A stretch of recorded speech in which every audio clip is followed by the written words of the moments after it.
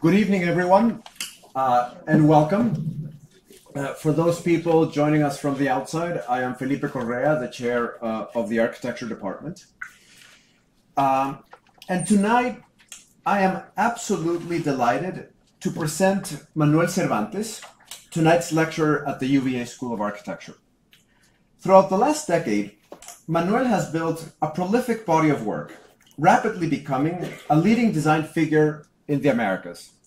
Born and raised in Mexico City and educated at Universidad Anahuac, Manuel Cervantes established his architectural office in 2004. A studio that is not driven by singular philosophies or design dogmas. Manuel Cervantes constructs an architecture that is exquisitely circumstantial and cleverly situated in response to specific spatial contexts and cultural content. Manuel's visit to UVA aligns with many of our pedagogical objectives embedded in our architectural curriculum and how UVA sees the role of the architect in contemporary society.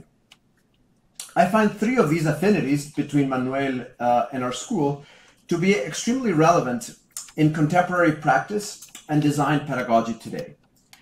One is the role that architecture can play in improving quality of life through an aesthetic experience. From mass transit intermodal hubs to private residences, the haptic experience of the subject in space plays a pivotal role in the development of a precise formal and tectonic language in his work. Two, the role of drawing as a tool for discovery rather than an objective in itself. While images of his work, of his built work, dominate the media, and rightfully so, as they are stunningly beautiful, I encourage all of you to examine the drawings, from freehand sketches to technical documents, that facilitate that work. And three, the importance of developing an acute sense of observation as one of architecture's most valuable forms of research. Through Manuel's work, one can see an incredible attention to detail that results from a careful reading of the landscapes in which he intervenes. Manuel, we are delighted to have you at UVA. Welcome.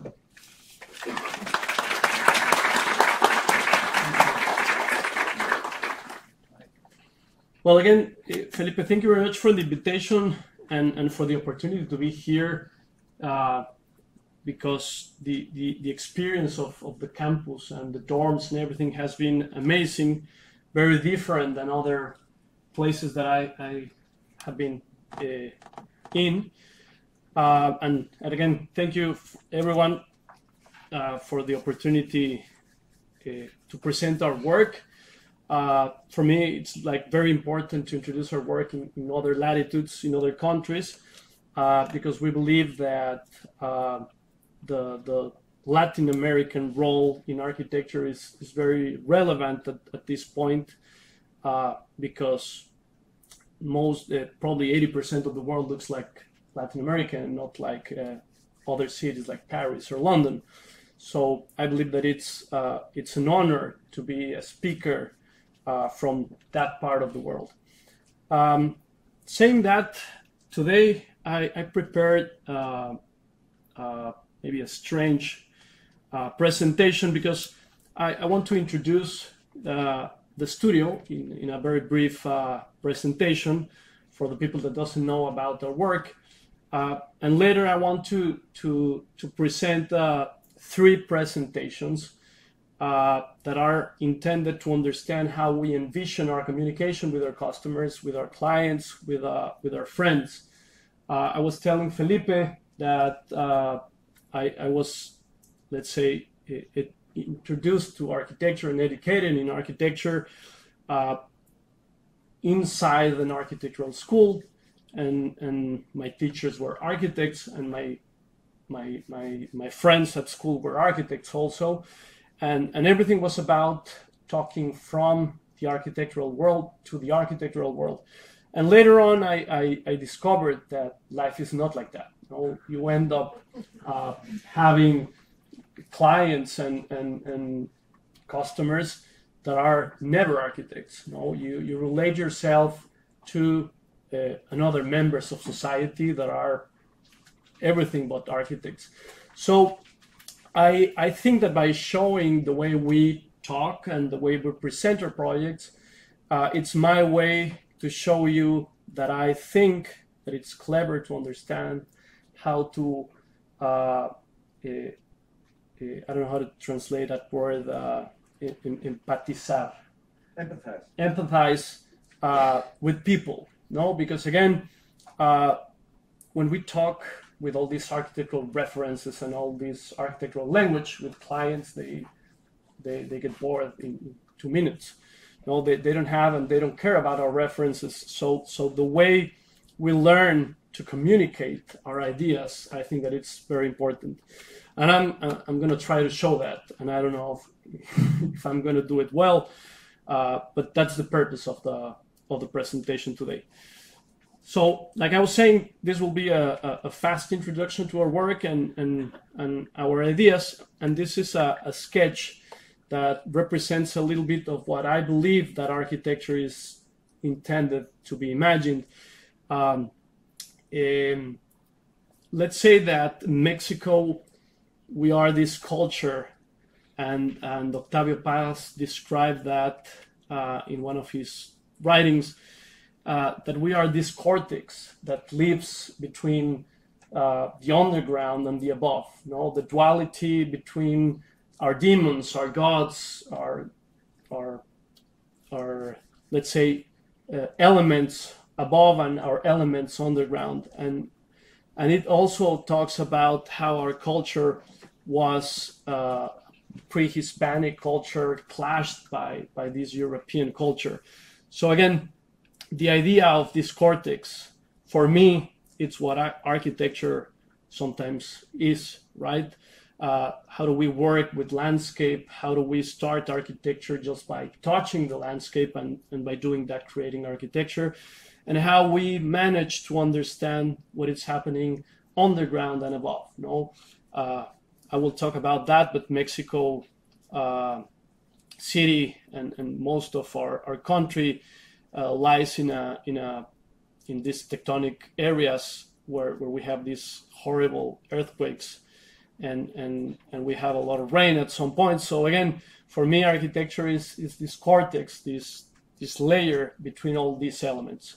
So we always design thinking on that landscape, that it's not only the visual landscape, but the intangible and the elements of the landscape. So like Felipe was saying, we have been working on very different society levels, let's say, from subway stations, transit-oriented developments, bigger than any other transit-oriented developments in the world, to regular buildings, private houses. I will talk and we talk about a lot at the office about the landscape and how do we interact with the landscape and how we try to create artificial landscapes that are totally integrated into the natural environments. He was also talking about the persistence on drawings, because I believe that drawing, it's not an expression, but a mental method to analyze and to understand. You know, for me, drawing, it's a diary, it's a dialogue not only with other people but also with myself. I have a terrible memory, and by drawing and analyzing things, I can absorb a lot. You know, that my memory doesn't give me that chance. And again, these are just visuals to talk about our work, our interests, for the people that doesn't know about our work. Again, the idea of understanding sites, and when I say site, I talk about culture, society, communities, materialities, and all the elements that a site or a region can show you. And maybe that's why we we have the opportunity to work not only in all the country, in different regions, but also abroad, because I think that we don't have a style or an aesthetic. We try to create something that came up in a specific place, just reading and understanding the culture of that place.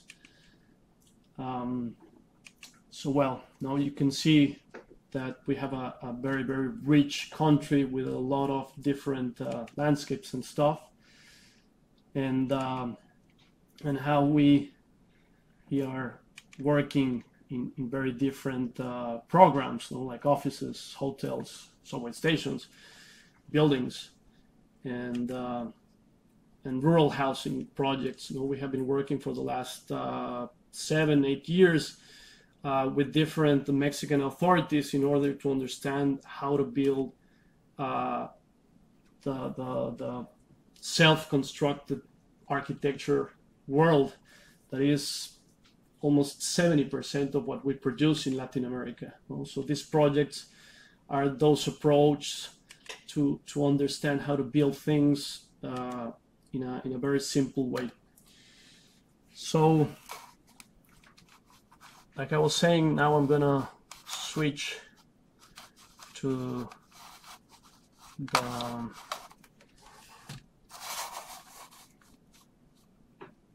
these presentations that like I was saying, these are conventional presentations from our office, and the intention again is to show the way we express and the way we communicate. In this case, this is a single house family for one of my sisters, and the idea was to understand how we try to, let's say, analyze and understand the site. This is in the suburbs of Mexico City, total boring neighborhood in our city. And we tried to create an intellectual approach to the house, understanding that we're in a very, very boring suburban area of our city. So they and when I say they, my sister and my brother-in-law, they asked us to create a house. And when people imagine a house, they immediately imagine a garden. So we took all these references from the idea of what's a garden, and how a garden, it's always in the back of our heads when we imagine a house, and how the landscape and the topography of a place, it's very relevant to imagine a garden. And this suburban area in Mexico City, like in other cities, it's in this system of mountains and depressions, and through time, architecture never understands that condition and creates the idea of an ideal house. And by doing that for the last decades in this neighborhood, people destroy the landscape by creating these structures with the idea of a flat garden on top of the structures. And we see this in a lot of cities around the world, from Malibu to all over Latin America, Bogota, Brazil, or even in places like Jakarta. So this idea that we all have of a flat garden creates this disruptive and disaster idea on our landscapes. Also, we were like studying the let's say the relationship of the architecture and the structures on the neighborhood, that, as you can see, is terrible. So we try to understand how to revert that in a way, like I was saying, to create an intellectual idea of this disaster. And we start to notice how nature is like recovering or winning terrain on these structures, no? And how at some point we can imagine possibilities inside these terrible structures, no? How nature recalls those spaces, and how those empty spaces that are built in order to achieve a dream that is a flat garden are creating this strange relationship with landscape in order to create an artificial landscape. No, the idea of a garden, but not a garden as it has to be. So we started reading again this site, this landscape, and for me it was interesting because it's easy when you have this beautiful, pristine landscape to work with, but when you have a chaos like Mexico City, or you have these disruptive, terrible suburban areas, you can also imagine that landscape doesn't have to be this magnificent idea, right? So we start understanding or trying to imagine the way you can use those spaces, you know, to create architecture inside these terrible structures. And by doing that, let's say, programming the unprogrammed, right? And we thought that maybe the idea for the house, it was like the same idea, but not destroying anything. No, so we start telling, no, that the idea of imposing a structure in the landscape can be the same one. This is the suburban typical, let's say, layout, no, of different houses with the same restrictions that are creating these natural gaps between houses in the back, in the front, and on the sides. But at the end of the day, when you don't work with your surrounding landscapes, you are only creating these private, difficult moments, right? Because the problem with the suburban areas is that people are always thinking on themselves and not on a community. So we try to let's say, imagine that our landscape wasn't only our plot, but our neighbor's plot, and all the landscape, the trees and vegetation that those limitations and restrictions create in time. So with these diagrams, we try to explain to my sister and my brother-in-law how we can play around with the regulations in our favor and in the favor of our neighbors. So this is a description of the idea. And in this description, I was describing this Japanese idea of how you can steal from your surrounding areas what you think that it's relevant. No, they always try to steal a nice tree or a nice view to create their own world. So this was our landscape, you know, this boring and suburban landscape. And I'm showing this here because normally our first commission, we would go out from school, it's something like this.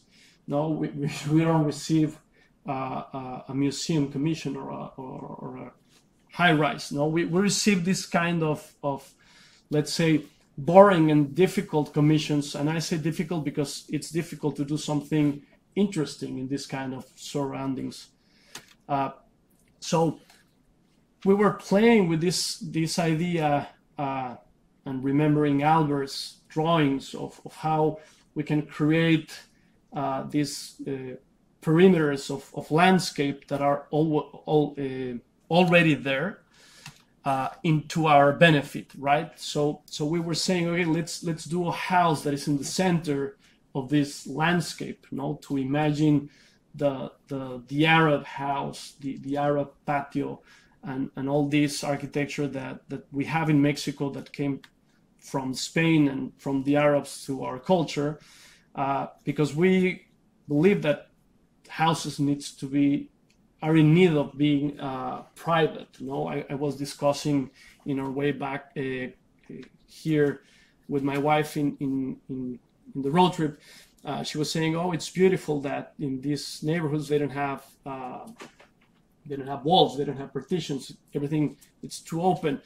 And I was saying that I believe that houses are in need of creating internal worlds, and sometimes you need those partitions, and sometimes you need those courtyards to create your own privacy and your own world.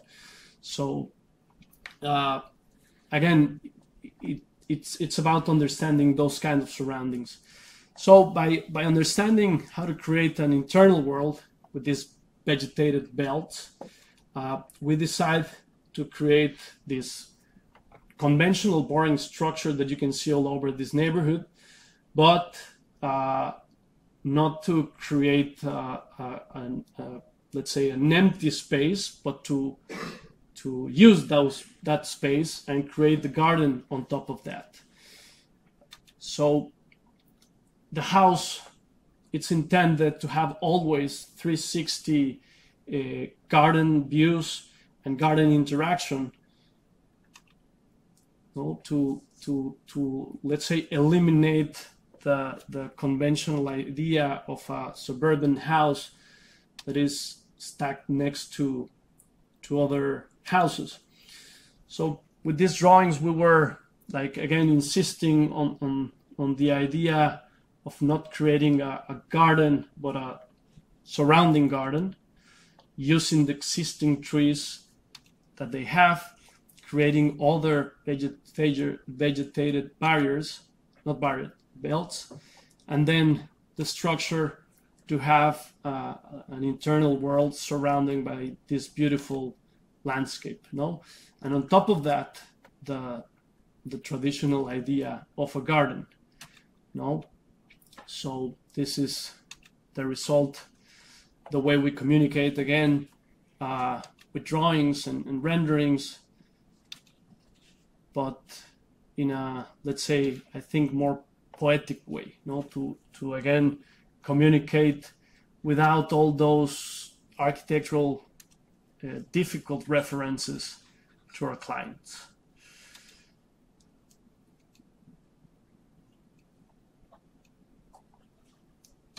Now I'm going to jump to a building. It's a completely different program, way bigger one. This is a building that we are about to start construction in Mexico City. And in this case, we receive a commission to create a co-living building. And maybe when we say co-living today, it's something like easy to understand, or maybe it's very, very common to say in our architectural world. But we were at the office, we were trying to understand the idea of co-living that is not the same one that co-working, right? So we decided to present to the client our understanding of how cities are evolving in time, and especially Mexico City, to understand how space and ourselves interact through time. So this is like a reading of how people, let's say, or families evolve through time and space inside the domestic spaces. Sorry that this is in Spanish, but we were presenting to a Mexican client. So again, we were trying to show the domestic space through time, and how the privileged families started with a house, and they end up sometimes in a smaller space in order to keep an efficient location inside a city. And again, that's why I'm saying our behavior through time, in time, no? Because when we start in one space through time in a city, you reduce yourself in order to gain all the elements that an efficient location can give you, like public transportation, amenities and stuff. So again, it was important to us to explain to our clients how we evolve through time in space, and how through co-living, in a way, we sacrifice space in order to gain human contact and all these different contacts with the infrastructure that is already on the city, because that's probably the most intelligent thing to do, not to invest your money in things that a city can give you for free. But well, so these are pictures of different houses from 30s and 40s in Mexico, obviously on the suburban areas. And most of the clients, of my clients, that will be using this co-living space, probably they started in a big house like this one. And that same family, through time again, evolved to smaller spaces. The gentrification and other phenomena in the cities take out people that are looking for big spaces in order to absorb people that are looking to smaller spaces with an efficient location. So all these exercises, Mario Pani, Francisco Serrano, and other architects that were doing those houses, they started designing these buildings. And then in a more compact way, they start to design these huge multi-family complexes, and they end up having like the smallest unit. And in this case, this is not Mexico, this is Le Corbusier. And again, the idea was to understand or to express to our clients how through time architects and even developers were changing the shape of the space, again, in order to gain location, right? So they were asking us for the smallest, let's say, unit, and we were thinking that it's not about the smallest unit, but how you minimize by sharing what you can share and only use as a private space what you need as a private space. And that's not only because you want to be in an efficient location, you also want to share things with people, and let's say that's how you minimize. You share the laundry, you share the kitchen, you share the living area, and you create those communal spaces like the ones that you have in big houses, but you share those spaces, so you don't have these empty spaces that we have on every single house. You are in an efficient place, a located place, and you're sharing with other people, and you're interacting and changing ideas, right? So again, we were talking about architecture and spaces, but this is, let's say, the graphical way to understand how we came from those big houses with a lot of people. You move on, you move out, you're alone, maybe because you're studying or you're working there, but you need to share some things, and you start to create another kind of families with your friends, your neighbors and stuff.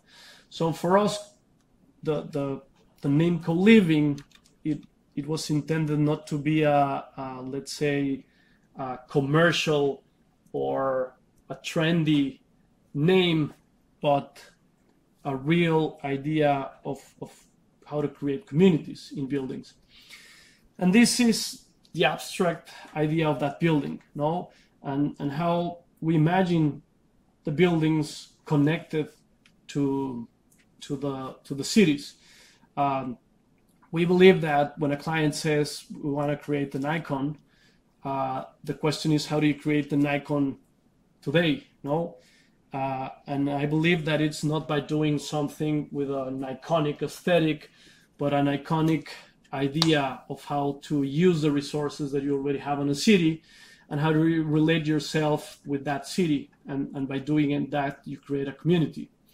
So again, this is an abstraction of a TOD, the rings of how do you walk or bike in 15 minutes connected to that building, and how the communal areas are the most relevant parts.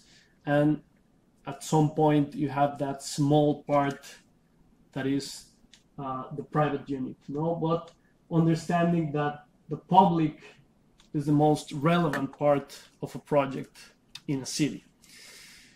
We show them how a TOD works. We show them what's the most, let's say, relevant part of a development. We try to avoid any of these private and luxury ideas of a building that only segregate and create boring buildings, and by showing them the richness and the importance of the infrastructure that we have around the building, the history, the culture. We read with them the materiality of the context, the infrastructure of the context, the subway stations that you have around in a walkable distance, the Metrobus that are the BRT lines, the bike lanes, the electric tram, etc. And again, with the idea of how to use the investment that you already have on a city, and how do you create architecture with value on top of that, and not against that or competing with that. Again, when someone asks us to do a building, we try to imagine how do we use the city and not create isolated, boring places inside our buildings. The collage of this amazing surrounding area that we have, all the cultural, the entertainment, all the elements that a community needs. And then we started with a more complex thing, the intangible context. And it's sometimes difficult to talk with a client about the intangible. The first difficult thing is the regulations. The setbacks, all the let's say the rules that we have when we approach a project inside a city. And sometimes when you have a commission in a city, and especially in the States, those regulations and those lines, guidelines, create the aesthetic of a building. And sometimes that's something that architectural schools doesn't talk about, right? So that's what I call the intangible part. So in this case, it's not only about the guidelines, but also the history. So we have the persistence of an old house that we need to preserve, and we have all the setbacks and elements that you can imagine. And at the end of the day, this is the result. This is, let's say, if you extrude the project and you apply all the regulations, this is the form that you can get. And again, it's like Manhattan. Everything, it's about those guidelines, and that's the reality. when you start doing this kind of projects. The second intangible, and in the case of Mexico, very problematic approach, is to understand the complexity of being on top of a lake. So this is the, let's say, Zona Metropolitana del Valle de Mexico. That's the metropolitan area that, let's say, creates the city. And this is a very simple map that shows 3 different areas. Let's say the dot white area are the mountains surrounding the valley that used to be a lake. The dark gray areas we call the beach. Oh, it's this perimeter area between the Rocky Mountain and the water, the lake area. And the light gray is what it used to be the lake, that today we don't have anything left of that, but after 2 feet you will find water. So sometimes if you are inside the light gray area, or even if you change this map, let's say, design your building. Well, most of the time the structures in Mexico City are the result of the analysis and the intangible, let's say, situation of this. So understanding a little bit of history, modern history in Mexico, during, let's say, the 50s and the 60s and even the 70s, let's say the tendency and the trendy was to imagine Mexico as a modern city, let's say embracing the modern aesthetic, you know, the international style. So you can see these 2 examples from Augusto Alvarez on the right and Pani on the left, showing that tendency to be modern, to be international, and to be light, you know, in a way like other cities. And after the earthquake of 85, those light structures receive a little bit of reality, and we end up fixing the buildings with all these more, let's say, intense structures. No, we were starting as a modern society to understand the impact of our earthquakes, and later on in the present, most of the projects are the combination of that international dream and our reality. This is a Legorreta and Richard Royer's building in Chapultepec that it visually express very well those 2 ideas, you know, lightness, modernity, but our reality. No? So we started the conversation with the client going back a little bit again on history, and understanding our roots. No, this is a Joseph Albers picture of an archaeological place on the surrounding areas of the city. Matias Geritz and Barragán doing these sculptures. This is the interior of these towers, and let's say contemporary expressions from Teodoro González de León, and I don't remember the name of the architect of this building. But well, this picture shows the other part, or let's say the counterpart of that lightness, and the idea of why we have these stereotomic buildings in our country, in our cities. I explained them this idea that I already showed you, and then we start to explain them the structure, because it was important for us to explain them that our building was not an architectural building, but a structural exercise. So we start designing or understanding the structure of the building in Mexico on top of a lake. And this was the result that we get in the first approach, right? We can see the axis. And at the same time, we were designing this building in another part of the country. And we were doing the conventional core, concrete core of the building with a nice stereotomic expression, adding color to the concrete and some texture. And we noticed that the building that we're doing in Mexico City was exactly the same, or not exactly, but almost the same size of that core. No, this is a very, very small building. It's a 12 by 21 meters site. No, that's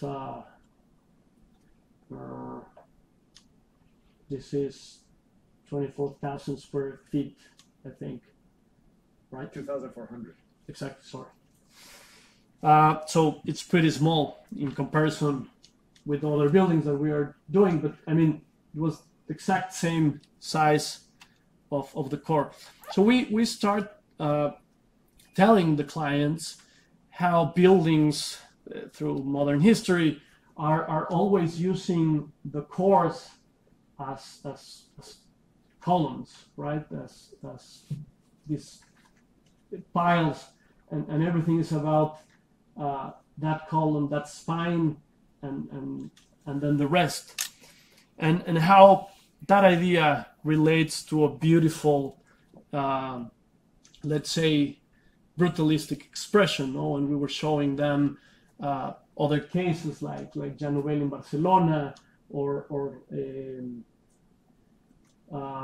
Benjamin Romano in Mexico City. You know, this beautiful building that sometimes it's a little bit misunderstood, because people sometimes they say, why it's only concrete? No, and it's because it's a very interesting structure that creates an internal world, but also reacts to the complexity of how we need to design buildings in the city. So, using all, again, not references, but images to understand the complexity of the intangible, we show them in a very simple way how the guidelines were creating the envelope of our building, how with a very subtle interactions with that form, we were imagining this building, this structure, and how the structure was, in a way, everything. No, so this was, let's say, the resume of months of understanding guidelines, structure, and the intangible of our project.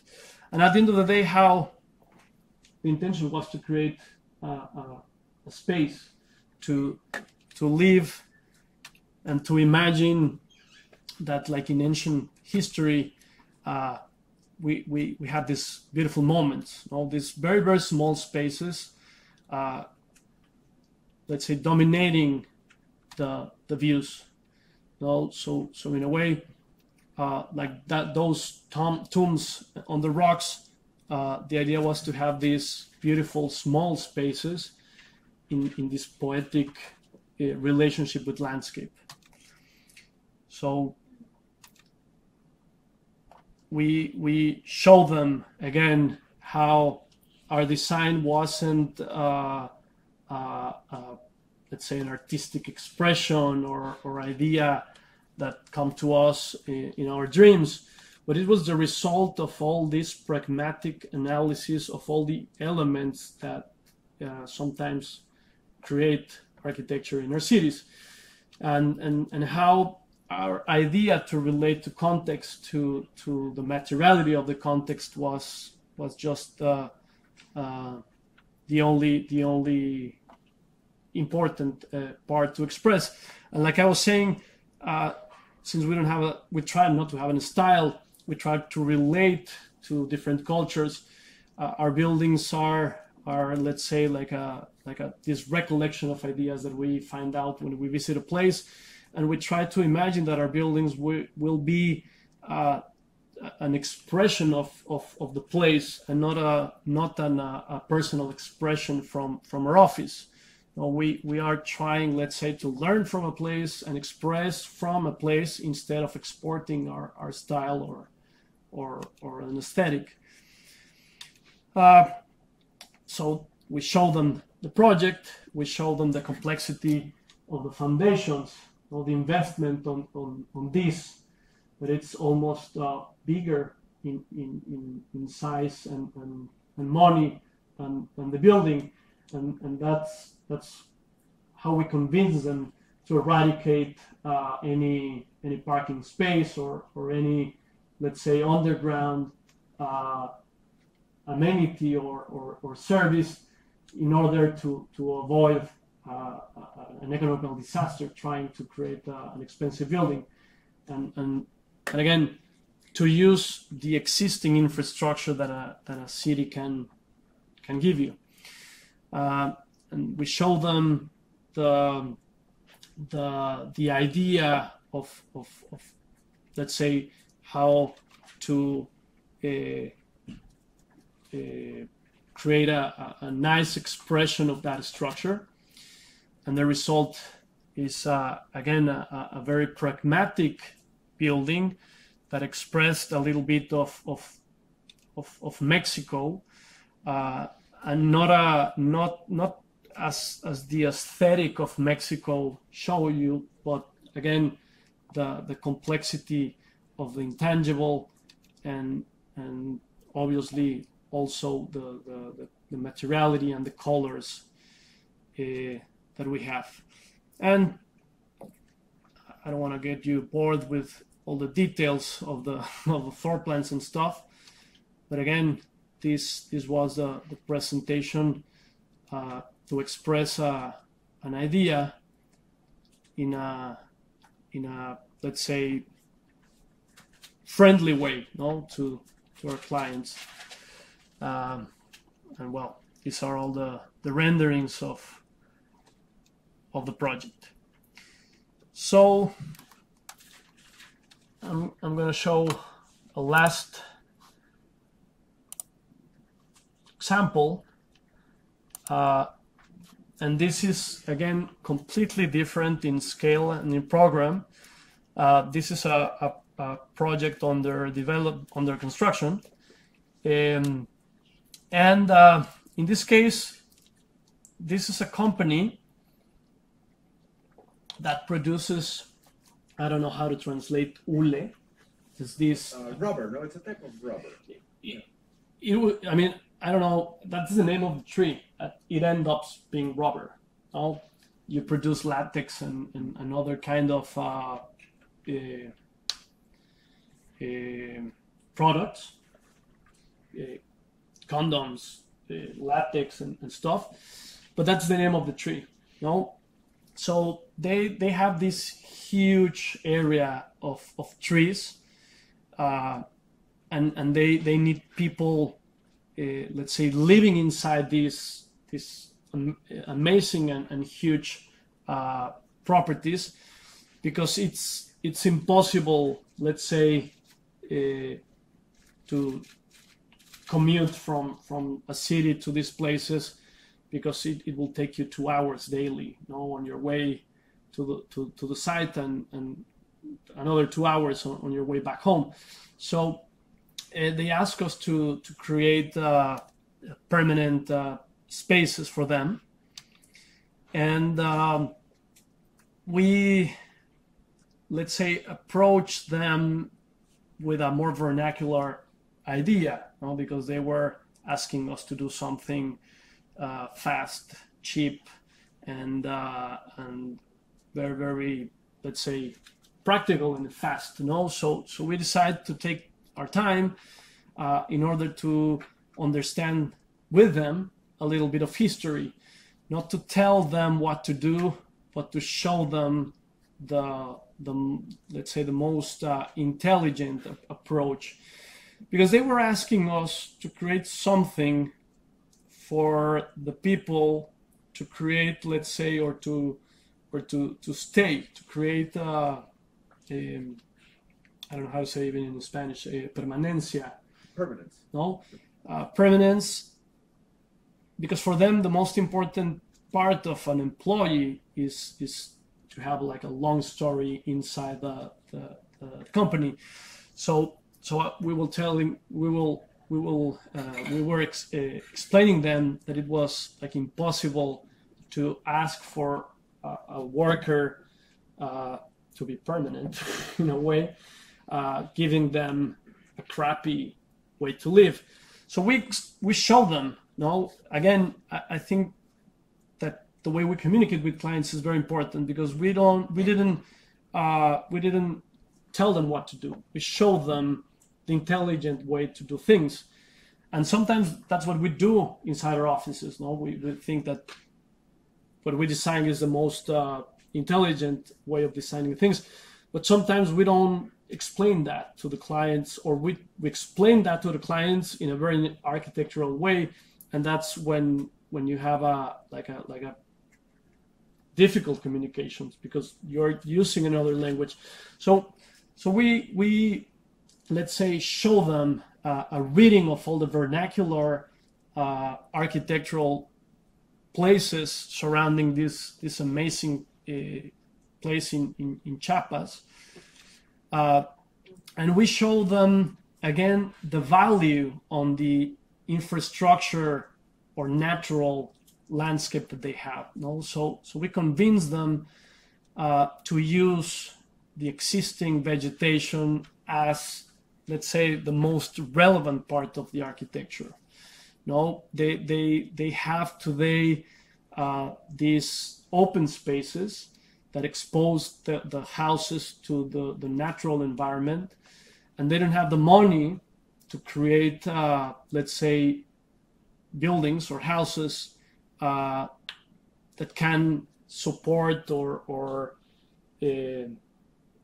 receive the impact of a very hot and humid environment. So we explain them that they already have probably 60% of the investment, no, with these trees.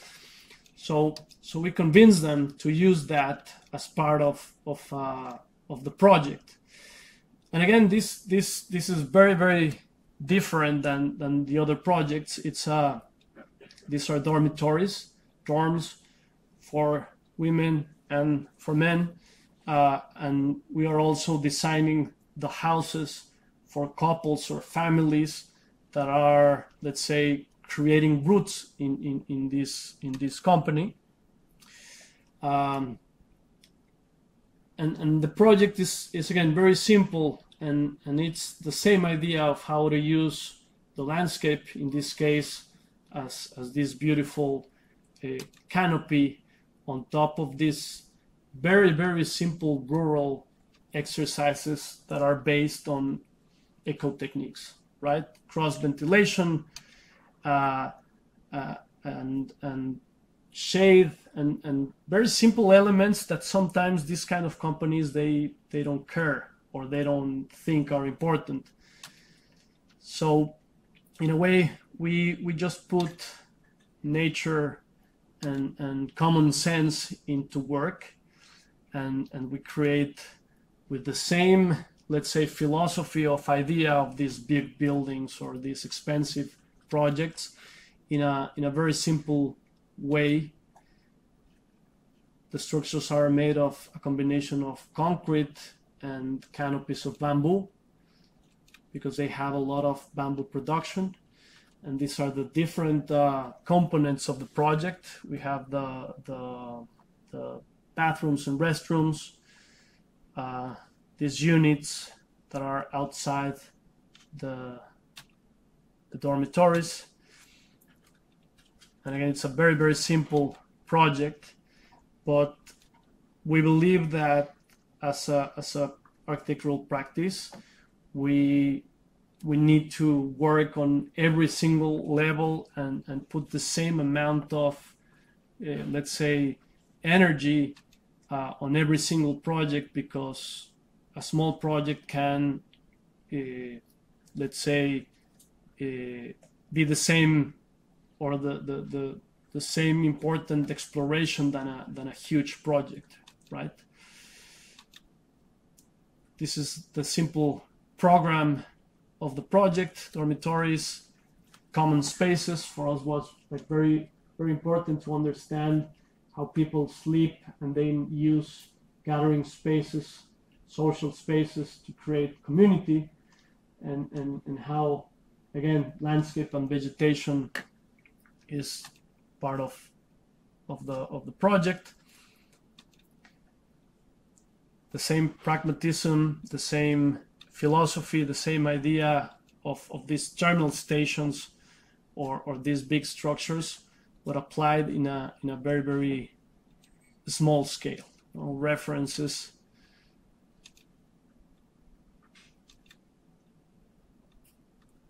To understand our culture, well, this is the tropical forest that we have on that area, and how people use that kind of materiality and eco techniques on daily basis. And I was talking about this simple idea that sometimes we forget to apply, but all the eco techniques and common sense, and how by doing that and using the resources, we can create the same architecture from let's say, big economical commissions. And that's it. Thank you very much. And it will be great to have questions or some kind of interaction with you.